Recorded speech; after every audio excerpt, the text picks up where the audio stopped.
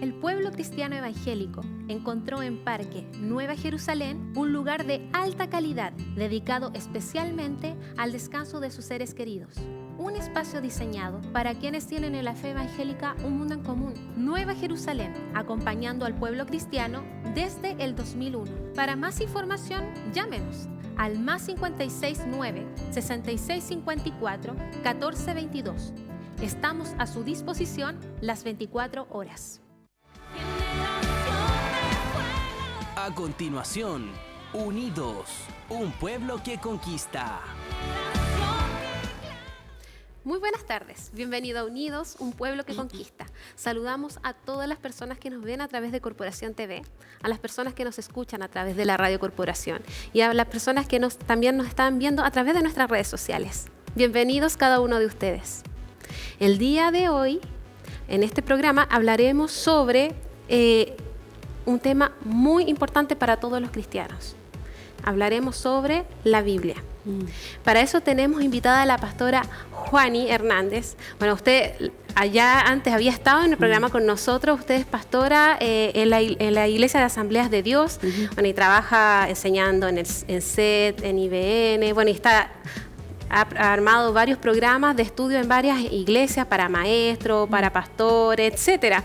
Entonces, la verdad, cuando estábamos analizando cómo revisar el tema, dijeron, sería súper bueno poder invitar a la pastora que está especializada en esto de enseñar sobre la Biblia, que nos comente particularmente de este libro tan importante. Así que muchas gracias, pastora, por venir y asistir a nuestra invitación. Ok, gracias. No, sí, estamos para servir, así que no hay problema. Pastora Juani, bueno, vamos a partir mencionando, me gustaría que me comentara por qué es importante que los cristianos leamos la Biblia. Bueno, una razón muy importante es si nosotros nos decimos que somos cristianos. Eso está asociado a la expresión de Cristo, que a los cristianos en Antioquía se les llamó cristianos a los que eran como Cristo y a los que hablaban como Cristo. Si bien en ese momento no tenían la escritura, la Biblia, así tenían las palabras de Cristo, pero el hecho de que ellos hablaran las palabras de Cristo se les asoció a Cristo. Entonces, ¿por qué es importante el leer la palabra de Dios? Pues si yo me digo cristiano, mi consejo, mi palabra, mi pensar o cómo yo me expreso debería estar basado en la escritura. Claro. Entonces, la importancia es porque es el libro de mi papá. Sí. El libro de mi Dios, el libro de mi Señor. Debiera uno estudiarla, leerla, memorizarla, asimilarla y compartirla. Exactamente. Así que es muy importante que como cristianos podamos leerla en forma constante. Porque como usted bien dice, esa es la forma también que Dios nos habla. Bueno, hay miles de promesas en la palabra y de repente muchos tenemos dificultades y todo. Y ahí están las respuestas a distintas cosas que estamos viviendo en la vida. Efectivamente. Así que qué mejor leerla. Y pastora, ¿qué significa la palabra Biblia? Bueno, la expresión biblos, que es más o menos de donde uno después se ocupa, después uno habla de Biblias. Biblos tiene que ver con eran como las láminas de una planta de papiro con la cual se elaboraban las porciones, bien trabajados los papiros, y después se escribía en realidad el texto que venía por tradición oral. Entonces, la expresión biblos, que era una tira de papiro, después terminamos hablando de Biblia, pero también encierra esto de biblioteca, que es una compilación de, nosotros sabemos, nuestra Biblia, 66 libros, que es un libro, pero que en realidad tiene 66 libros incluidos dentro de él. Entonces, Biblia tiene que ver con esa derivación, de ahí viene la palabra Biblia.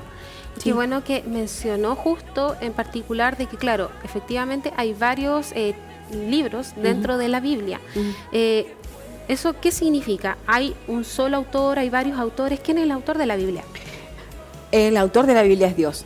Normalmente uno cuando enseña sobre, por ejemplo, las epístolas paulinas, uno tiende a decir, bueno, como dice Pablo, o las de Pedro, como dice Pedro, pero de pronto uno tiene que hacer la corrección, como dice Dios a través de Pablo. Claro. Como dice Dios a través de Pedro, porque de pronto caemos en mencionar, verdad, reconocemos la labor de Pablo, de Pedro, de Juan, Pero siempre debemos enfatizar que es Dios hablando a través de Pablo, Dios hablando a través de Pedro, porque no son palabras que a ellos se les podrían haber ocurrido, porque responden a situaciones tan que escapaban al conocimiento de ellos, o también el principio o la enseñanza que brindaban no era posible en cierta manera obtenerla de una forma humana. Ya uno lo ve también a través, sobre todo en el Antiguo Testamento, pero sí son palabras de Dios, las palabras de Dios a través de. Entonces, en cierta manera son uno les dice autores, pero el autor es Dios. El autor del pensamiento es Dios. El autor que desvela, cuando uno habla de la revelación, que abre y permite que la persona pueda entender algo que era imposible conocerlo de otro modo. Dios regula que todo lo que esa persona reciba, lo regula para que no escriba lo que no corresponde. Claro. Ahí estamos con la inspiración. Y también que no es un dictado, sino que deja que, por ejemplo, tenemos autores que son campesinos, autores que son, no sé, pues estadistas, que pueden ocupar su lenguaje, y Dios regula que las palabras que ocupen encierren el concepto que Él quiere dar. Y eso lo encuentro fantástico, porque ahí nosotros vemos que es una solamente desde principio a fin, es un solo autor. Sí. Que es súper bueno mencionar eso, porque claro, uno de repente dice, pero ¿cómo si lo escribió tal persona? Pero efectivamente es bueno recalcar que efectivamente Dios ocupa hombres para escribirla, pero todos en forma de inspiración divina de Dios. ¿Y en qué periodo se escribió la Biblia? Wow, eso también es como bien interesante. Nosotros hablamos de que el primer libro que se escribe se le denomina como el libro de la ley, y tiene que las porciones de Éxodo, donde nosotros encontramos lo que es el código de Moisés. No tenemos una fecha así exacta. Uno podría decir que estamos hablando del año 1400 antes de Cristo, en cuando a Moisés, por inspiración divina, y también porque Dios permite que él reciba ciertas tradiciones orales o ciertos tablillas o algún material, en el desierto él empieza a escribir. Claro. En ese periodo él empieza a escribir todo lo que nosotros conocemos como el Pentateuco. Así es. Y así hacia adelante. Entonces, nosotros hablamos aproximadamente 1500, 1600 años, y nos dice, wow, son muchos siglos. Sí. Y ahí volvemos sobre lo anterior, un solo pensamiento, porque eran personas que no se conocían entre sí, así es, pero hablaban del mismo tema. O lo que Moisés iniciaba, Samuel lo termina de enunciar, y después en el Nuevo Testamento vemos a Pablo que toma estos dos pasajes y es como si los hubiera conocido, como si fuera, como dice el autor, el vecino del frente.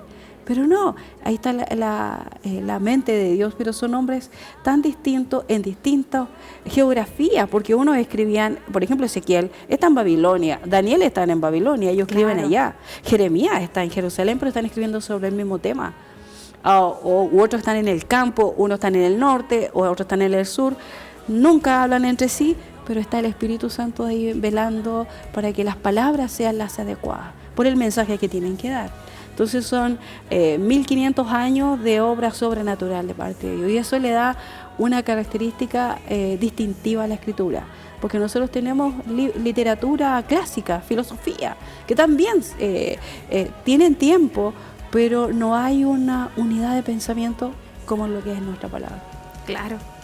Qué importante eso, qué increíble que aún así que se escribió a través de tantos siglos, pero sí hay un criterio que lo unifica. Entonces es difícil decir, claro, hay personas que lo escribieron tantos siglos antes y siguen el mismo mensaje o el mismo estilo, a lo mejor con distintos focos, porque a lo mejor uno era campesino, otro estadista, como usted bien decía, pero sí seguían esa misma línea. Entonces, ¿qué otra forma podría ser si no es la inspiración de Dios, cierto? Exacto. Sí, y bueno, pastora, sabemos que la Biblia, también usted mencionó, que tiene 66 libros.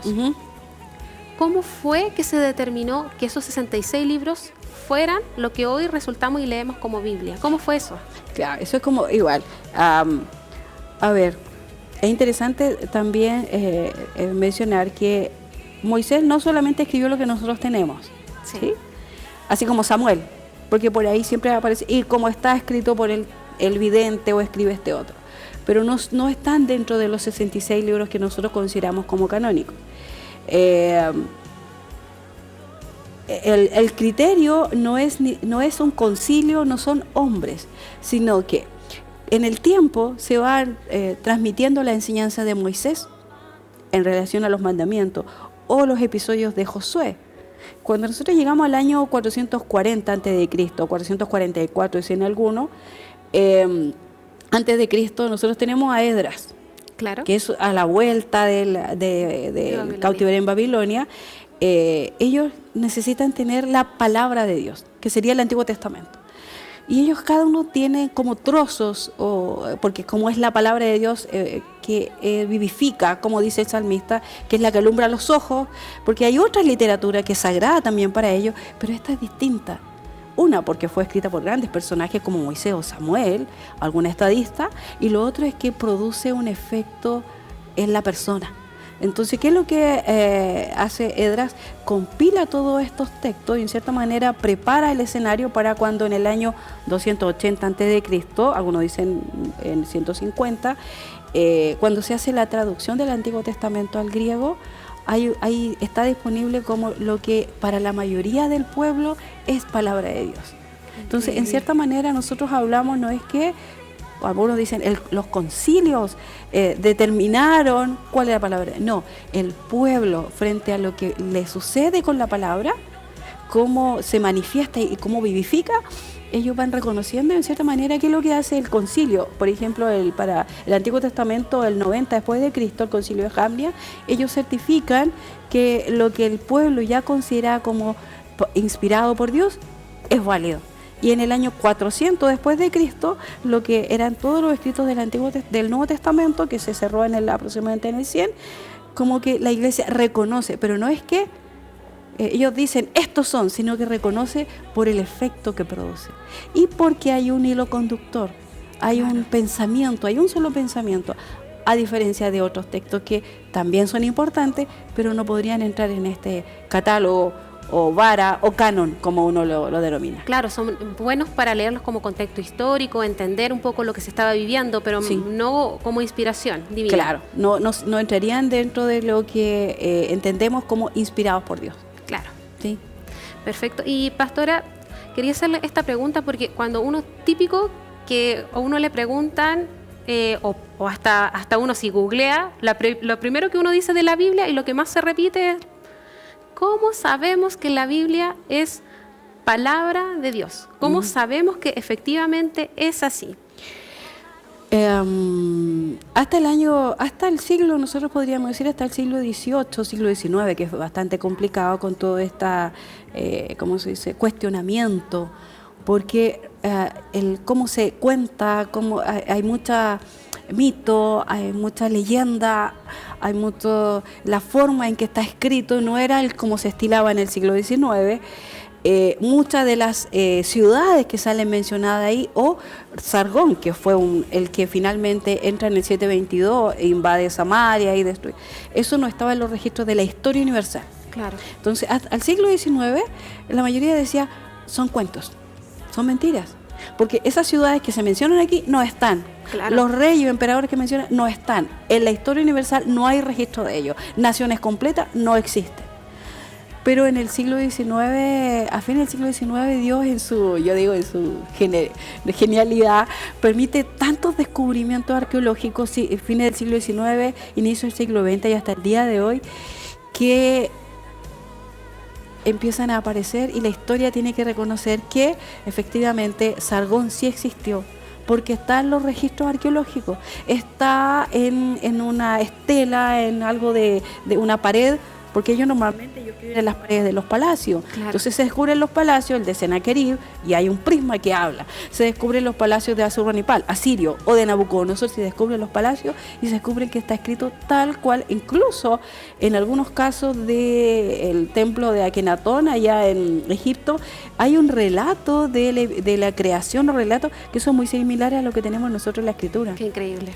O de las plagas, es muy similar, y las tinieblas vinieron, y es como una copia, un copy-page de lo que nosotros tenemos en la escritura. Entonces, ¿qué mejor? No es que nosotros andábamos buscando los descubrimientos, sino que la arqueología como ciencia descubrió, publicó, y uno dice, wow, es la palabra de Dios. un alumno el otro día me decía, pero nosotros necesitamos tener los argumentos científicos. No, le dije yo. Me gusta lo que dice José Silva en su libro, se llama Libro Siempre Nuevo, que es clásico, es un autor chileno, era del sur, que falleció ya. Él decía, si le quitáramos todos los argumentos arqueológicos, científicos, porque no siendo un libro científico, habla de ciencia, no claro. siendo un libro de biología, habla de biología. No, la genética, que ha venido a validar todo esto de género, de un solo género, de una sola especie. Si nosotros quitáramos todos esos elementos que a la Biblia le han hecho bien en el sentido, no para nosotros, sino para los incrédulos, lo que me ha pasado a mí con la Biblia, cómo me habla, cómo me ministra cada vez que la leo, eso no lo podríamos negar. Entonces, creo que a pesar de todos los argumentos, creo que el argumento más relevante y eso lo que uno debiera siempre mencionar es lo que me ha pasado a mí con la palabra de Dios. Exactamente, o sea que una de las cosas más importantes y que nosotros mismos somos reflejo de eso, los efectos que causa la lectura continua de la Biblia, los efectos sobre las personas que tienen acceso y que la leen. Eso, aparte de todo lo arqueológico que usted mencionó, que es súper importante, pero eso es una de las cosas más importantes que uno podría decir, los efectos que causan las personas. Bueno, vamos a tener que detenernos por unos segundos en este interesante tema. Ya vienen muchas preguntas más también interesantes, así que les voy a pedir a las personas que sintonizan el programa que no se separen de nuestra sintonía, porque ya regresamos a hablar más de la Biblia.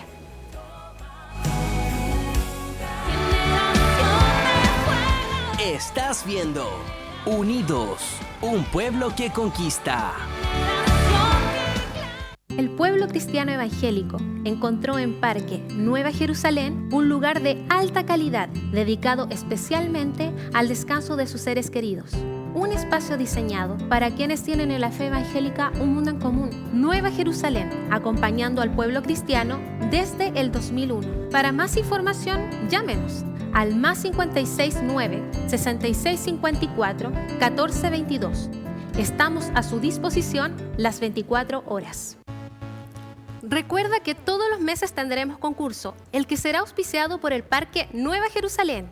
Para participar, solo debes completar el formulario que estará publicado en el fanpage de Unidos, un pueblo que conquista.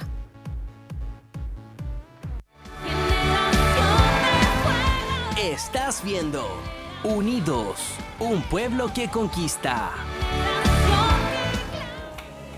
Y ya estamos de regreso en Unidos, un pueblo que conquista. El día de hoy estamos hablando sobre la Biblia con la pastora Juani Hernández.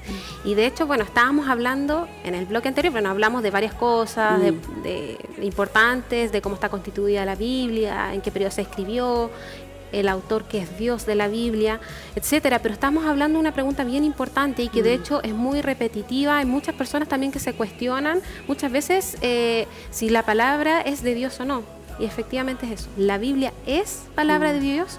Y usted me estuvo hablando de muchos hallazgos arqueológicos que han existido desde el 1800 y que se han ido mostrando que hay muchas cosas que siempre se pusieron en duda y que se han ido comprobando en el tiempo.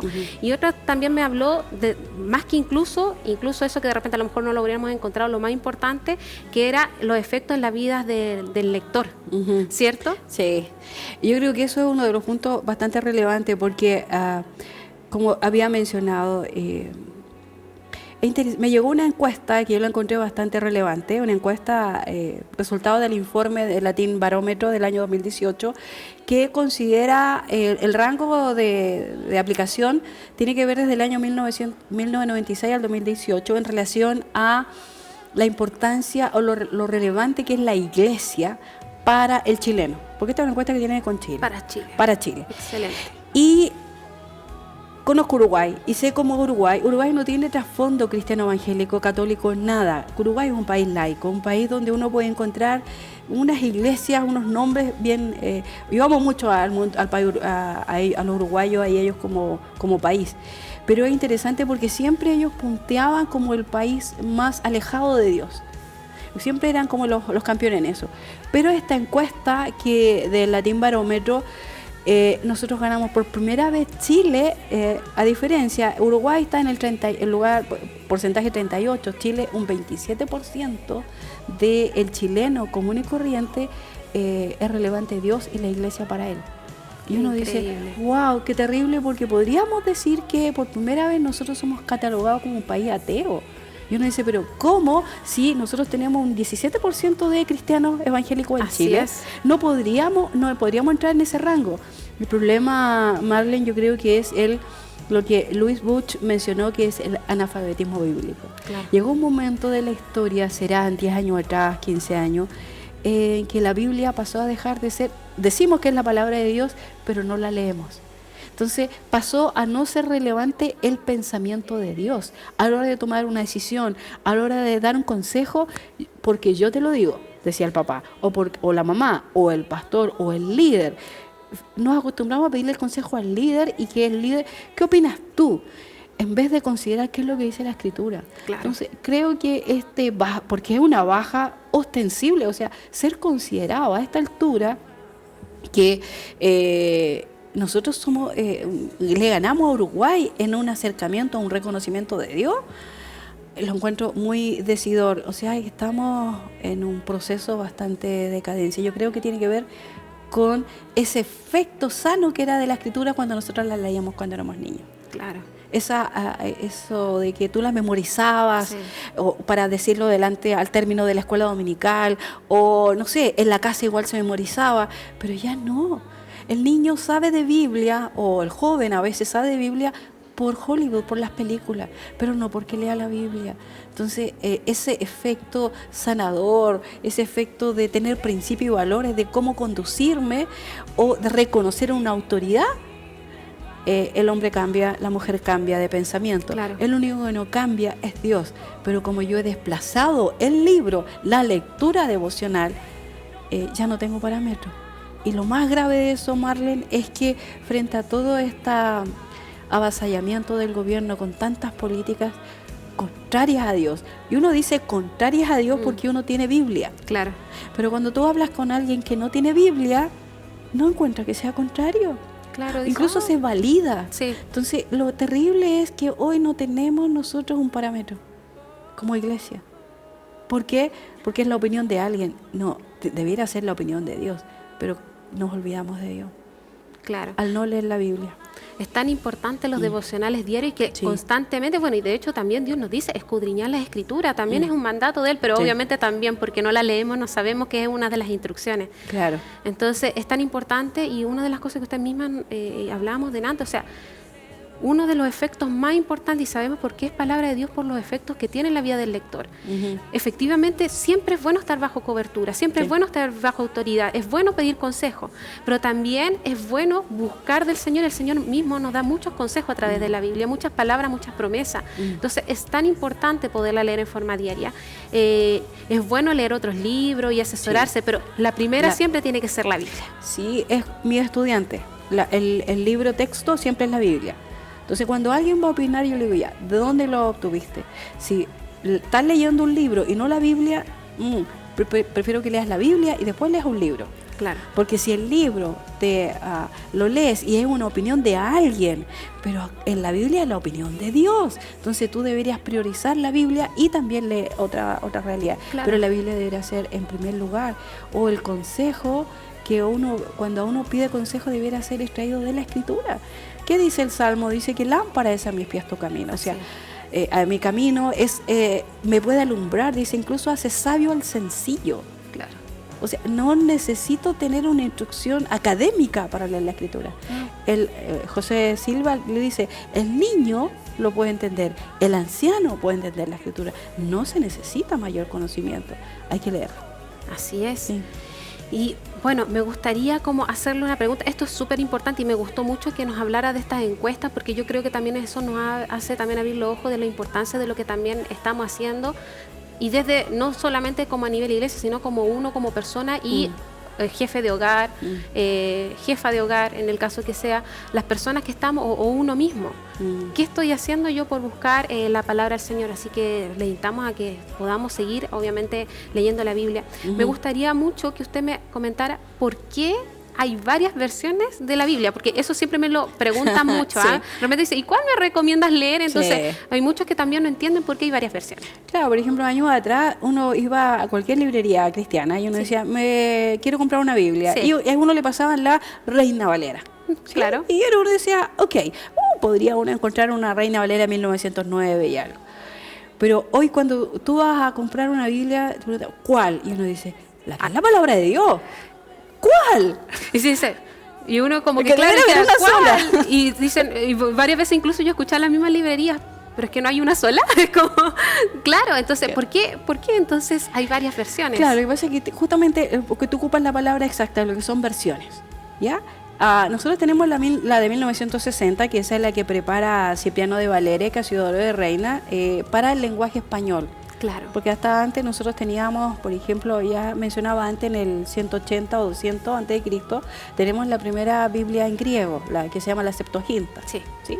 Luego de eso nosotros tenemos, en cierta manera, en el 400 ya aparece la Biblia en latín.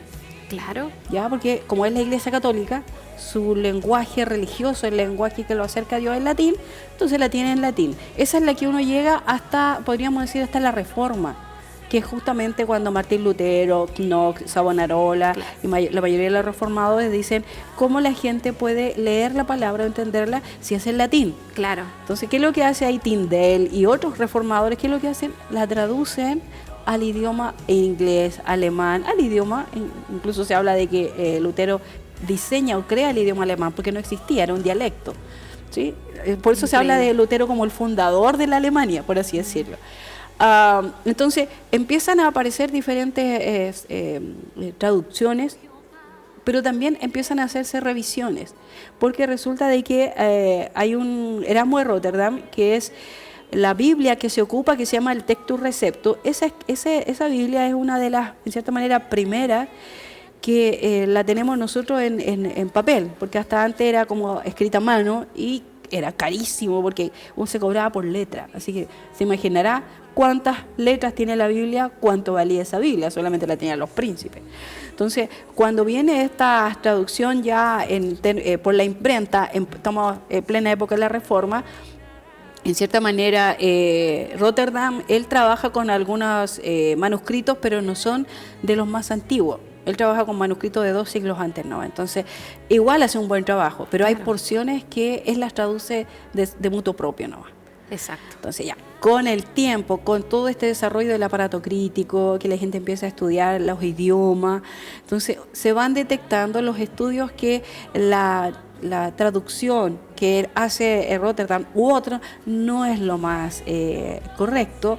Entonces por ahí incluso Gordon Fee dice, ¿son fidedignos los textos del Nuevo Testamento? Si nosotros consideramos que no se trabajó con los manuscritos más antiguos, pero hago un paréntesis, son elementos muy tangenciales, ya no es la verdad central de la salvación, sino que tienen que ver con cosas culturales o algunas cosas puntuales, pero no tiene que ver con el mensaje de salvación y de Dios. Eso, y de hecho es poner un claro ejemplo, o sea, de repente puede haber un mismo traductor, dos personas que están traduciendo lo mismo de español a inglés y a lo mejor los dos lo van a decir en forma distinta pero diciendo el mismo mensaje.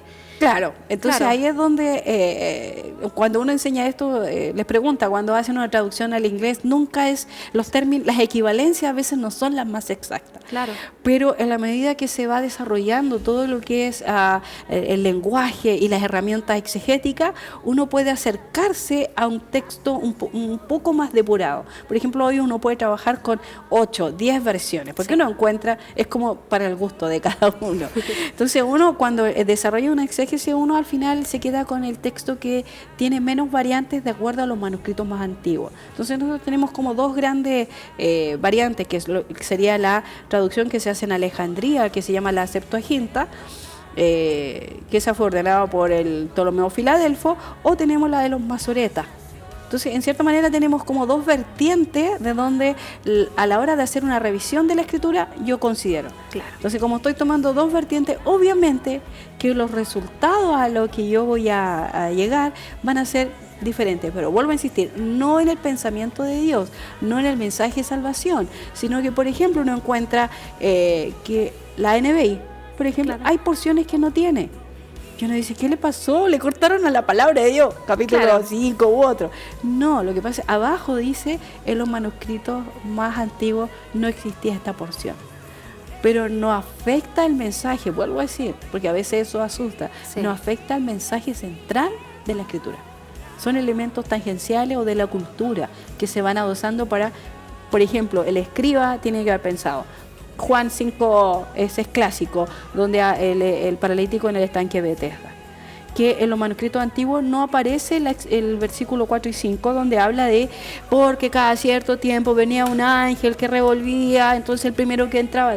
Esa era una leyenda. Claro. Entonces el que está escribiendo eso dice, los que van a leer esto no viven en Jerusalén, no conocen la leyenda, entonces les voy a agregar para que haya una comprensión. Claro. El problema es que, como hablamos de siglos, eso después pasa, el otro escriba lo incorpora dentro del elemento y así nos llega a nosotros en el 1960. Claro. ¿Por qué? Porque en el versículo 7 dice de Juan 5, porque él esperaba así como entrar al agua. Entonces, ¿pero a qué agua? ¿De qué está hablando? Entonces el escriba dice, le voy a agregar como paréntesis. Claro. Pero vuelvo a insistir, no afecta al mensaje. Sí, al final es como... Pero es tenemos como lo que mucha, decía. y eso no debe asustarnos. Y de hecho es bueno. Sí, De hecho a mí es me buenísimo. gusta. ¿Por qué? Porque yo cuando quiero estudiar la palabra y quiero también interpretar algo, uno puede ocupar las distintas versiones Sí. para poder entender y tratar de llegar a la profundidad de lo que se quiso decir en el idioma original. Claro. Porque sabemos que se escribieron en 3 idiomas distintos originalmente también la Biblia. Entonces, claro, el paso del tiempo que fueron transcribiendo, etcétera. El idioma es dinámico. Sí. Cambia. Una palabra cambia de sentido cada, no sé, incluso ahora, cada 20 años, la palabra que uno decía antes ya no la puede decir, porque Claro. es ofensiva. Sí. Sí.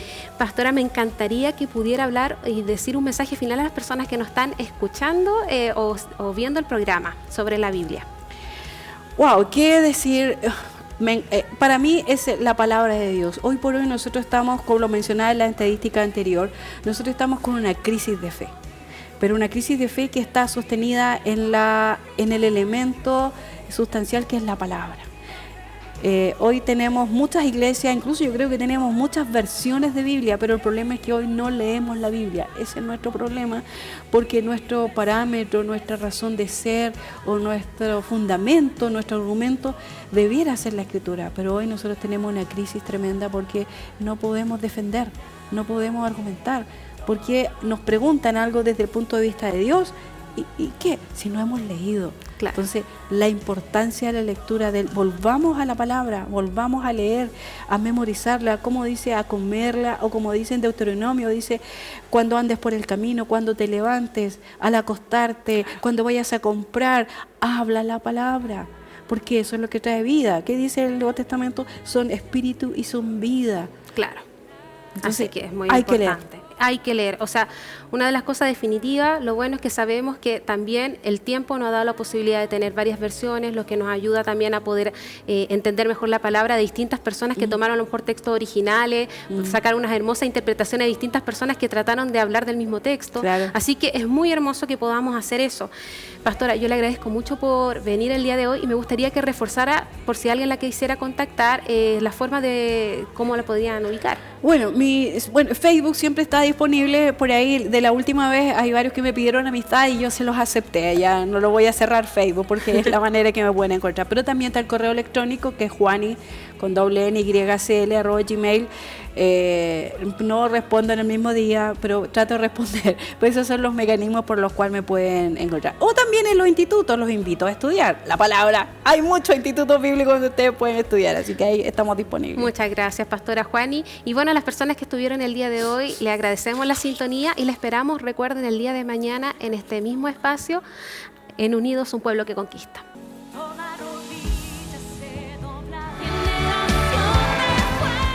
Hemos presentado Unidos, un pueblo que conquista.